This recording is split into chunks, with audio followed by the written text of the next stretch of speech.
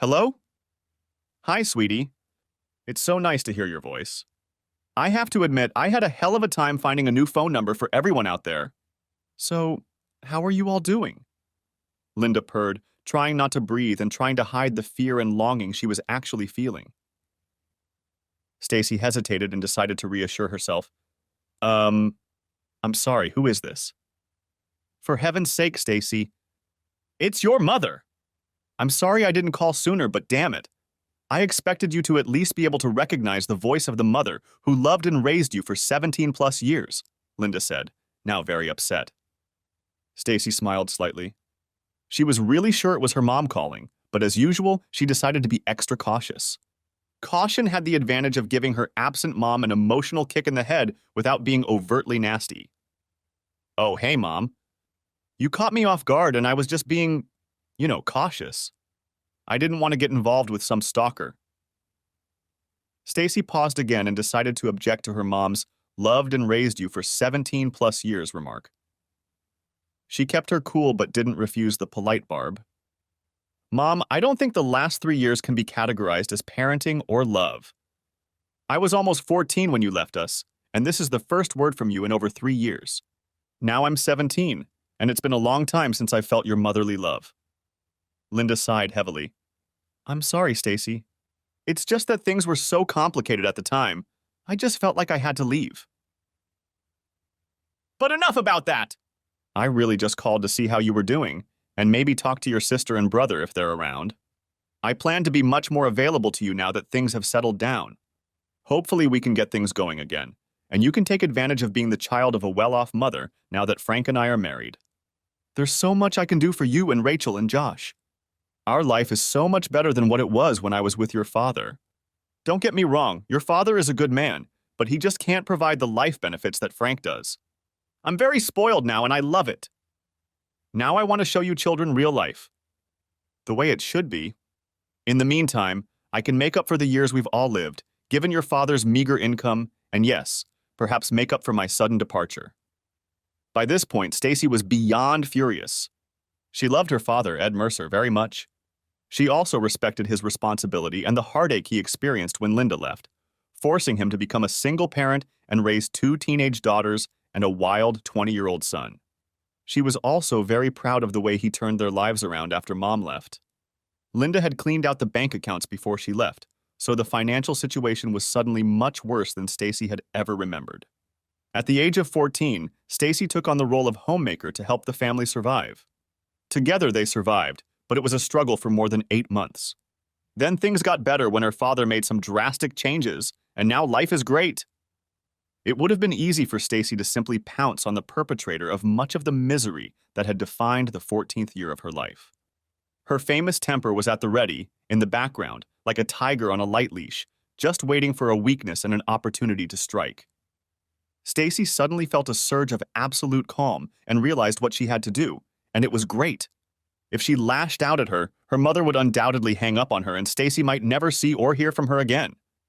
It wouldn't do anyone any good, and she really wanted to keep her relationship with her mother despite all her nonsense. Stacy enjoyed the calm that enveloped her as she decided how to proceed. She would make her point, rub her mother's nose in the slime of her mistakes, and in doing so preserve the chance of a continued relationship for her, her siblings, and her mother. Stacy smiled broadly and thought, Stacy girl, you may have just learned a huge life lesson. Mom, you won't believe how hot I am. Hold on, I'm about to take a picture on my cell phone camera and send it to you. Don't hang up! Stacy stood in front of the full-length mirror in her bedroom, with plenty of light coming through the window. It was about 4 o'clock in the afternoon in the middle of June, so the sun was coming in strongly through the west-facing window. She smiled radiantly, turning slightly sideways to show off her styled strawberry blonde hair, gathered on her head in an elegant style. She was wearing a full-length lavender evening gown, elegant but fitting her very feminine figure, showing her transformation into a full woman. The dress was complemented by long white gloves that hugged her arms just above the elbows. She took 2 pictures, chose the best one, and quickly sent the picture to her mother's cell phone. Did it work? What do you think? There was a long pause while Linda considered and digested the implications of 3 years in the life of a blossoming young woman. Oh my goodness. Oh, Stacy. You're beautiful. You, you, I have no words. Linda said it in something of a whisper, suppressing the lump in her throat that was trying to choke her. Oh, Stacy, I've missed so much. You've grown so much. Oh shit, what have I done? Stacy ignored her mother's musings and continued. You think it's something? Wait until you see Rachel. Stacy slipped across the hall to her sister's room and pushed open the door where her 14-year-old sister was doing a last-minute, elegant updo of her long, thick, honey-brown hair. Rachel's hair was also gathered on her head in several ringlets that framed her face. Her large gray-blue doe eyes and soft facial features made everyone stop and stare at her. Her face was strikingly beautiful. She was wearing an evening gown, delicately elegant, but hiding her charms much better than her older, more mature sister's dress. Hey, Rach. Strike a pose. Mom's on the phone, and I'm going to send her a picture of you. Rachel was assisted by a woman in her 30s, also dressed in an evening gown that was meant to impress. The woman had a regal beauty that constantly turned heads wherever she appeared. The woman started to move away from the picture frame when Stacy intervened. No, Janice. Stay where you are. I want you in the picture too. Rachel was still a little stunned, but finally rolled her eyes and, covering her mouth with her hands, yelled into the phone. Hi, Mom! I can't talk right now, but let's get in touch sometime later. Stacy took a few pictures, chose the best one, and sent it on its way. After a pause, Stacy put the phone to her ear and said, I bet you don't recognize Rachel? Mom, Rachel even has breasts! Rachel blushed and screamed, Stacy, you jerk! Shut up! But a shy smile appeared on her face as the other two women in the room giggled at her embarrassment. Stacy turned her attention back to the phone. So what do you think, Mom? Linda was confused. I'm stunned, honey. Just stunned. You've both grown so much and you're both so beautiful. I'm so proud of you. How I wish I could have been there with you. Linda pulled the phone away from her ear every now and then to look at the pictures of her children, whom she now missed more than anything else in the world. Her heart ached with regret and longing. Then, through tear-filled eyes, the details of the photos began to emerge. Why are you both dressed up like that? You can't both be going to the ball, can you? Stacy had effectively caught her mom's eye and was now ready to really start rubbing her nose. No, Mom. This is even cooler than that. Remember the annual party that you always went crazy about, but that you and Dad were never invited to? You know, Sedgwick McTaggart, welcome to the summer party. Linda immediately replied, Of course I remember. It was always the social event of the year. Heck, I'd give my teeth to get into that reception. Only the most powerful and beautiful people in the entire state were invited there. I so wanted to be able to dress up in formal dress and mingle with the social elite. I would have loved it so much, Linda sighed, and then quickly snapped out of her imaginary vision. Oh my goodness, you and Rachel got jobs as hostesses or waitresses for that party? Wow, that's amazing. I'm so proud of you two. To think my daughters will be there among beautiful people. I'm jealous, Linda muttered breathlessly. No, Mom, we're not waiters. We are the invited guests. What's more, we're going to sit at the head table because Daddy is the guest of honor. It's a surprise for him, but Daddy will be roasted too. Isn't that cool? I'll even be one of the roasters! I'm so nervous, but I'm also so excited. Linda was stunned. What, you're kidding, right? You have to be kidding. Why would a lowly cost containment clerk be invited to Welcome to Summer, much less as the guest of honor? That just doesn't happen in real life. You're lying to me, aren't you? Yes, of course, Mom. Rachel and I get dressed up every day just so you call so we can pull your chain. Don't get me wrong, Mom. A lot has changed since you left us. We were in a lot of pain, no, we were all devastated. But Daddy brought us all together, even Josh, and somehow made a new life for us. Maybe I should fill you in on what's happened since you left us. It needs to be done quickly because the limo should be back with Fauna and Josh in about 15 minutes, and then we'll have to leave. Stacy took a deep breath to suppress her anger before she began the story of their life after Mom. Dad was pretty much destroyed when he found out you were doing it with some old fart and you're in his bed. You kind of disappeared right after he found out about it and confronted you, so I guess you were already planning on leaving, but the date just got pushed back a bit. Linda interrupted Stacy to whisper, I'm sorry, Stacy. I didn't realize you were aware of what happened between me and your dad, but yes, after your dad found out, I felt I had to leave. What was the point of staying? My God, he even had pictures of us. Frank and I decided to leave town and go to his apartment in Manhattan, where we've lived ever since. I'm sorry your dad decided to tell you about what happened. I think it was very low to involve you kids. Horse shit, Mom! It's just pure horse shit! Stacy tried to get her growing temper under control. She took a deep breath and continued. Daddy didn't tell us. I'm the one who told him. Who do you think took the pictures? Shit! Rachel and I got home and everything was quiet except for the strange noises coming from your bedroom. I told Rachel to wait downstairs and I quietly went upstairs to check. When I saw what you were doing, I grabbed your cell phone and took some pictures and sent them to Dad. Rachel and I then left and went to a friend's house. By the time Rachel and I got home, you had locked yourself in your bedroom and wouldn't come out, but we could hear you crying. The next morning you were gone. The last thing I remember of my loving mother is her lying on her back under some old man in my father's bedroom. Tell me I didn't need therapy to get those images out of my head. I'm glad you at least covered your bodies, or I'd probably still be in therapy right now. I can't believe it was you who betrayed me, Stacy. How could you do that? I don't think this is the right time or place to exchange jabs about betrayal, Mom. That would be a very uneven duel, don't you think? I'll take my fire hose against your gun any day, and we won't even talk about Rach and Josh's stuff. So do you want to repeat the history of the last 3 years or not? Stacy marveled at her own composure and how she handled the situation. The thought flashed through her mind that she had really grown and matured over the past few years. At that moment, Linda realized that in order to have any kind of relationship with her children, she would have to go through hell of responsibility for her actions and their outcome. This was not going to be an easy task. A few gifts and trips would not automatically make things right. Her children had to come to terms and adjust to life without her. She wanted to know how they coped, but to do that, she needed to know what they thought of her decisions and choices. Did they all really hate her? There was no time to run now. If she backed down now, she would likely lose them, possibly forever. But if she wanted to rebuild the relationship, she would have to accept their feelings and feel their fire. Is she ready for that? Was it all worth the pain she knew would come later? Linda pulled herself together. Her voice was soft and remorseful.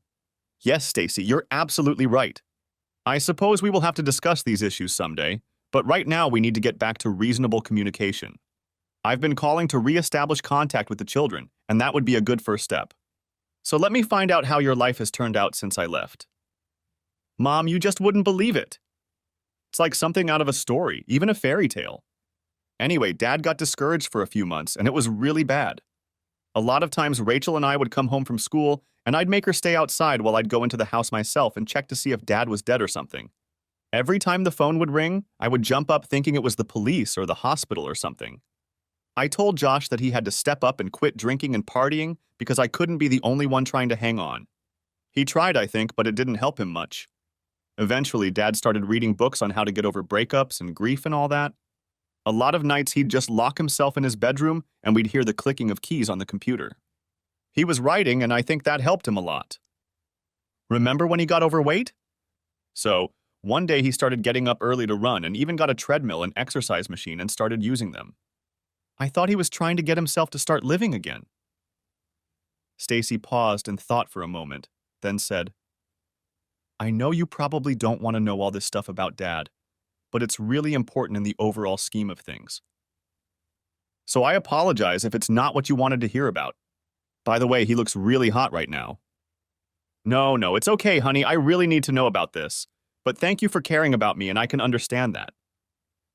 I want to know how you, Rachel, and Josh are doing mostly. Well, with Rachel, it's simple. She just kind of got sucked into a shell and stayed there for quite a while. Now she's pretty much come around, and you wouldn't believe how well she's doing. A lot of that has to do with Janice. She and Rachel have really hit it off. Linda looked at the picture on her phone again and paid particular attention to the woman helping Rachel pack. So, who's Janice? Oh, I'm sorry, Mom. Janice is Daddy's girlfriend. Isn't she gorgeous? And she's so cute. She's a former swimsuit model and is still modeling clothes. She really helped Rachel come out of her shell and is now helping Rachel get started in the modeling world.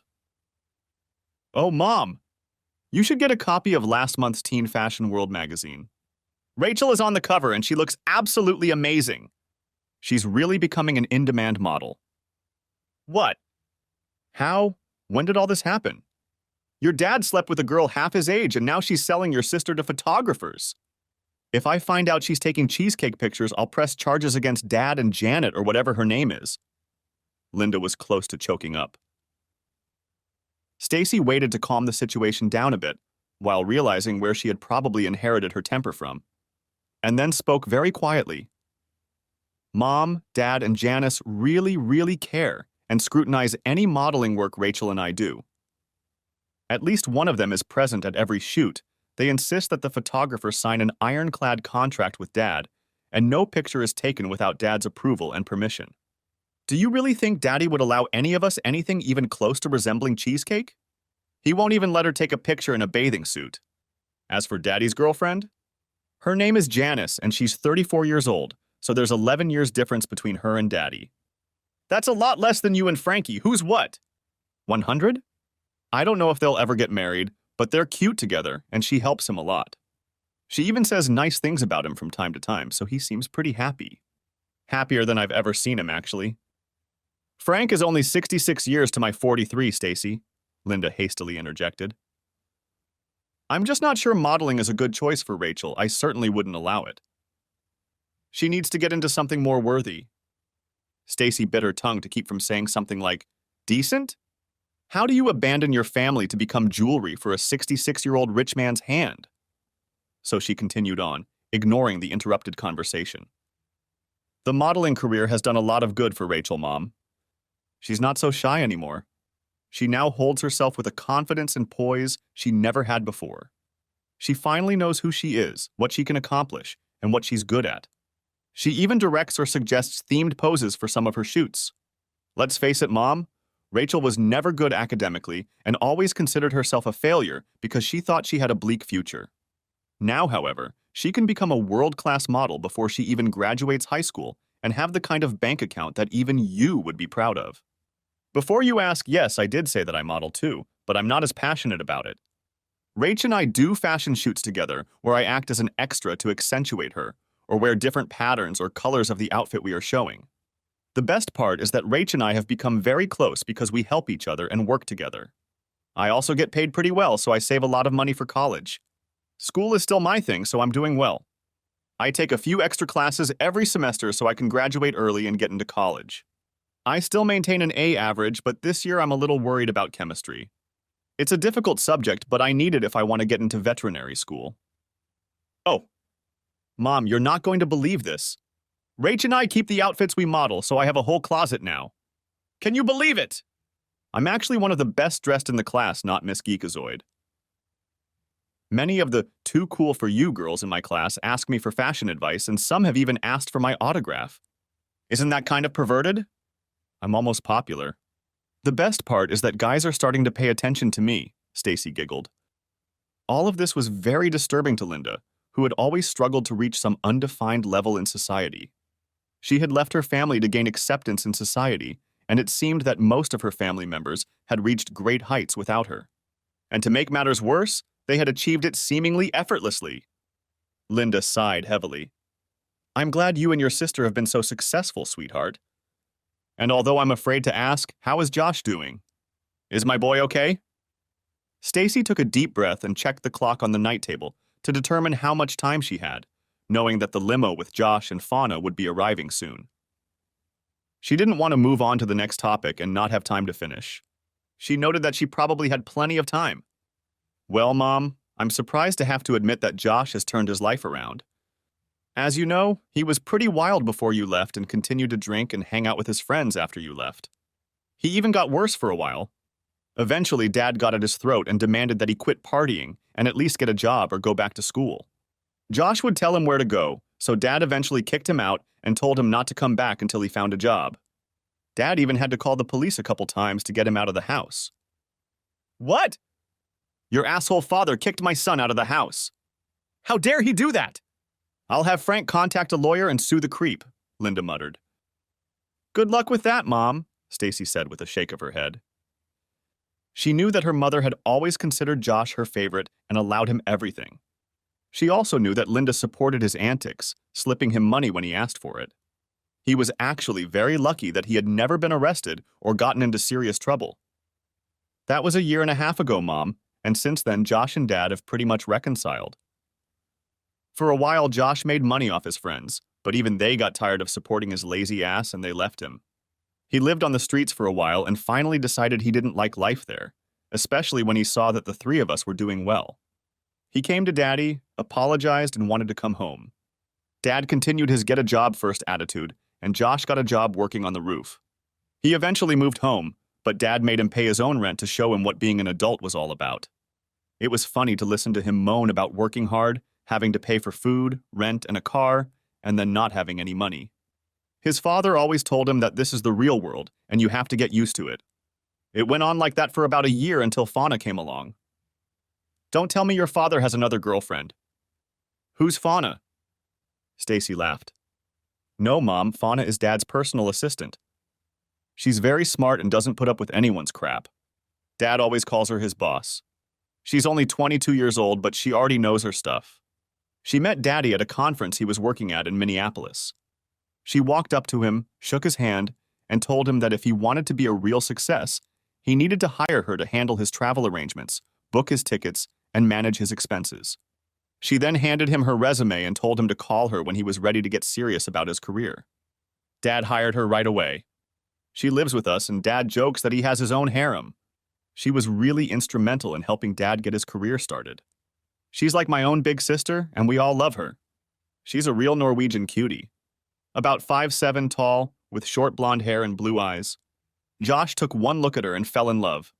She told Josh that she wouldn't date anyone who wasn't going somewhere in life, and suddenly Josh was motivated. Mom, Josh joined the Air Force 4 months ago and will soon be going to Monterey, California to language school where he will be learning Russian. What? Air Force? Language school?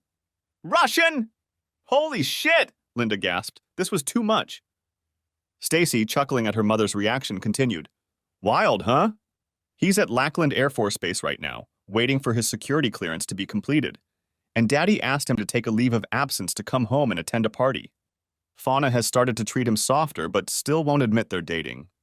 But we girls can tell she's in love. She's not dating anyone else, and they spend hours on the phone when they can. It's so sweet. Josh is, blown away. He has a plan to finish language school and go to college to get his degree and become an officer. Can you believe it? My crazy brother's an officer. That's too weird. It's weird what love makes you do, isn't it? Smiled Stacy, innocently discussing her brother's future plans. Suddenly, a baritone voice started singing Impossible Dream in the background. Stacy laughed and walked out into the hallway outside her bedroom. Mom, you need to hear this.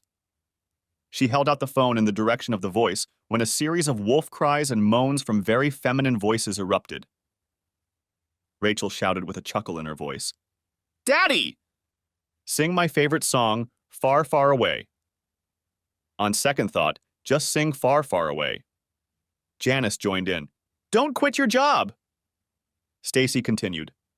Daddy, why don't you hit the road? I think the bus leaves in 10 minutes. Amidst the girls' laughter, Ed could be heard saying, You girls are killing me! I get no respect. My own family, that's it. You're all off my Christmas list. The laughter was followed by a female chorus of, We love you, Daddy, and a male promise that they were now back on the Christmas list. Stacy spoke again, laughing. He's so funny. He always sings when he's happy or nervous, and we always get him for it. It's our little game. All Linda could say was, Oh. It was obvious that her family was moving on without her. Subconsciously, she hoped they were still hurting because they had lost her. Then she fell silent. Stacy picked up the conversation and continued her narration. Dad doesn't know he's the guest of honor tonight, but he's a little nervous because he and Jack McTaggart are going to play a couple of guitar duets with the band. You know Dad and his bluesy guitar stuff. After he and Jack became buddies, they both discovered they love playing guitar and get together almost every week to practice and have a few beers. They joke that they're going to be rock stars. They're actually pretty good, but they just do it for fun. Tonight is their first public performance, and it should be fun. Can you imagine Daddy in a tuxedo playing guitar on stage? Stacy giggled as she envisioned the picture. Linda was amazed again.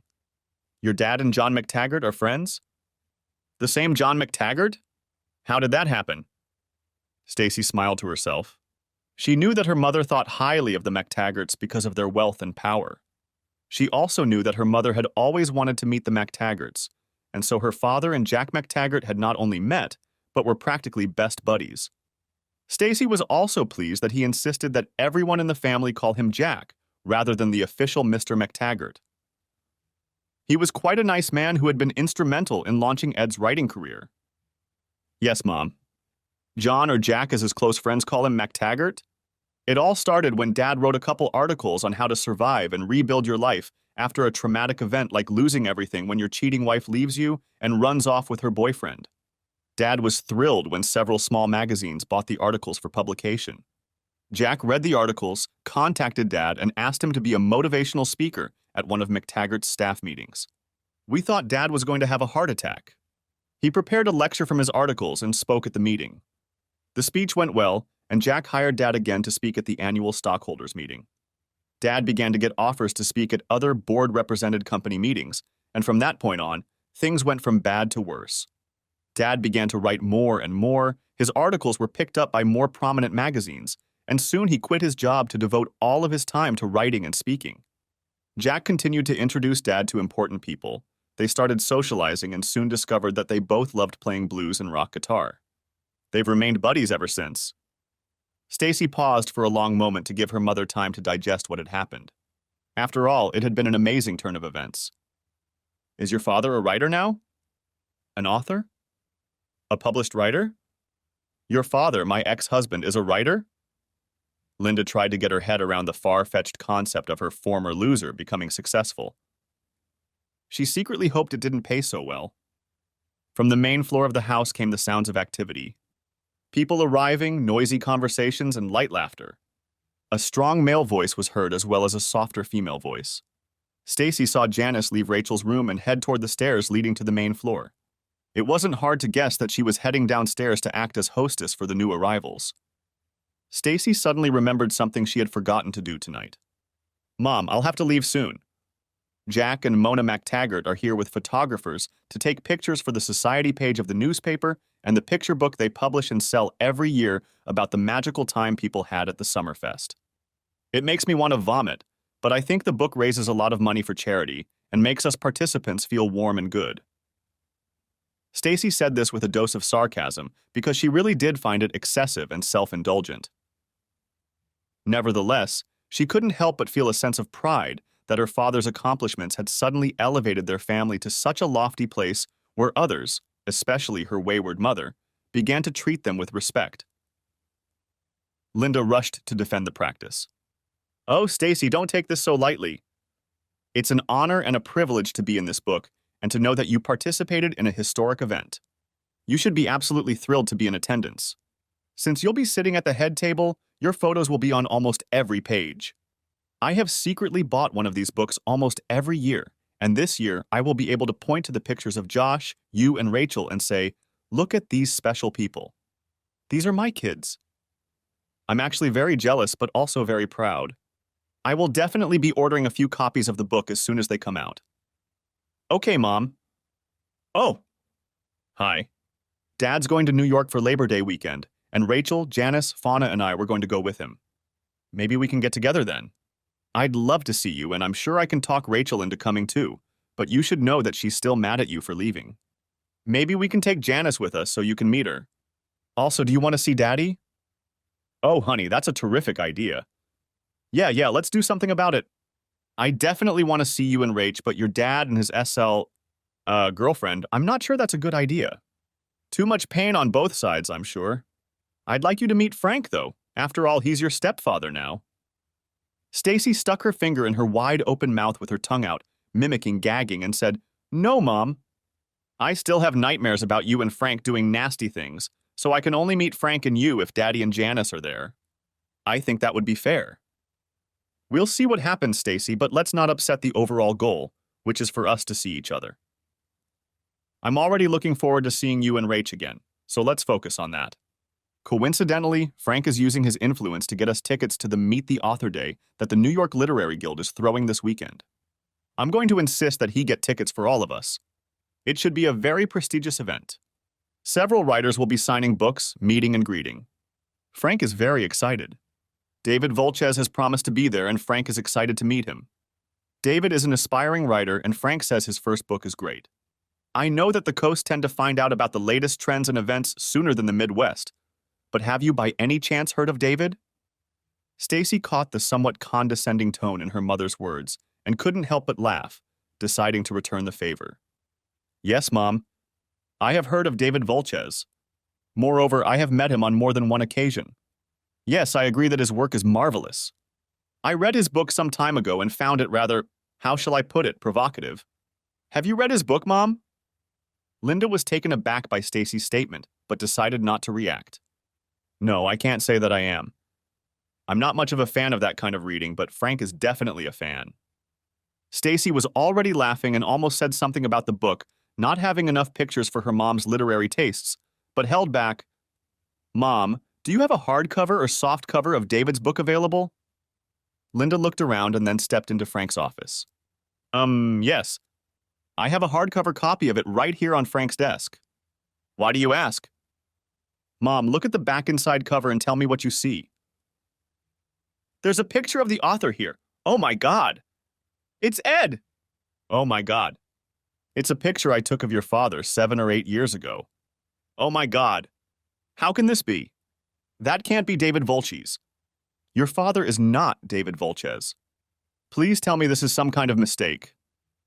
Stacy was still laughing and trying not to choke as the full effect of the irony continued to bombard her thoughts. You can't help it, Mom. Yes, David Volches is actually Edward J. Mercer. When Dad decided to write a novel, he wanted to separate his writing goals for a number of reasons, so he came up with a pen name and released his first novel under the name David Volches. That's just really funny. Your husband's favorite author is your ex-husband. This is just hilarious. It's too good. They should make a movie. I can't believe it. No one could come up with this shit. Oh man, it's too funny. Linda sat sullenly and finally said quietly, Shit. Stacy had to go, so she said, still laughing. I have to go, Mom. I'll send you my email address and you send me yours and we'll make plans for Labor Day weekend. I'm so glad you called and I really want to see you again. I love you, Mom. It's still too funny. Linda simply suggested, Tell your brother and sister hello and give them my number so they can call me when they get a chance. I love you too, Stacy. Stacy walked downstairs, still laughing at the implications of the recent turn of events, and got ready to take pictures for the socialites. She knew she would have no trouble smiling, but only she would know why, for now. Linda sat in deep thought for a long time and concluded that Karma was indeed a vindictive bitch. She was still talking to Stacy when Frank almost ran into the room.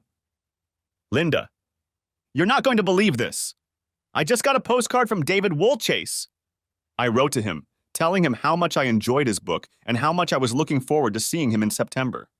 And he wrote me back, in his own handwriting, Dear Frank, you have no idea how glad I am that you read and enjoyed my first novel.